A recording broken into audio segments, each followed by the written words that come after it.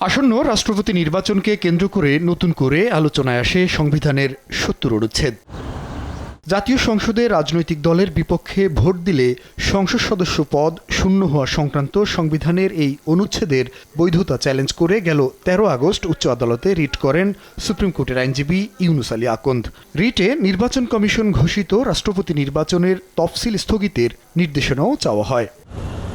টানা ২ দিনের শুনানি শেষে রিটটি সরাসরি খারিজ করে দেন বিচারপতি খিজির আহমেদ চৌধুরী ও বিচারপতি AFM সাইফুল করিমের সমন্বয়ে গঠিত হাইকোর্ট বেঞ্চ।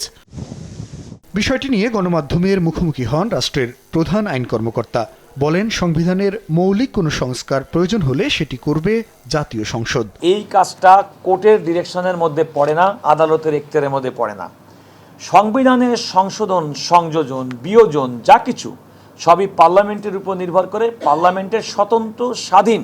এদিকে নবনিযুক্ত দুদক কমিশনারদের নিয়ে এক প্রশ্নের জবাবে অ্যাটর্নি জেনারেল বলেন, অতীতের মতো দুর্নীতি দমন কমিশন দুর্নীতিগ্রস্তদের ঢাল হিসেবে ব্যবহৃত না হয়ে প্রকৃত অপরাধীদের নির্মূলে কঠোর ভূমিকা পালন করবে, এমন প্রত্যাশার কথা জানান তিনি। মানুষের আস্থার জায়গাটা সবচেয়ে গুরুত্বপূর্ণ। দুর্নীতি দমন কমিশন বাংলাদেশের দুর্নীতি দমন হবে এবং বাংলাদেশের দুর্নীতি দমনে মানুষের সচেতনতা যেমন প্রয়োজন, তেমনি রেগুলেটরি বডি হিসেবে এই কমিশন অত্যন্ত শক্ত অবস্থান নেবে। রাষ্ট্রীয় প্রতিষ্ঠানগুলোর জবাবদিহিতা নিশ্চিতের মাধ্যমেই দেশে সুশাসন প্রতিষ্ঠা করতে হবে বলেও মন্তব্য করেন রাষ্ট্রের প্রধান এই আইন কর্মকর্তা। জুনায়েদ আল হাবিব, দেশ টিভি, ঢাকা।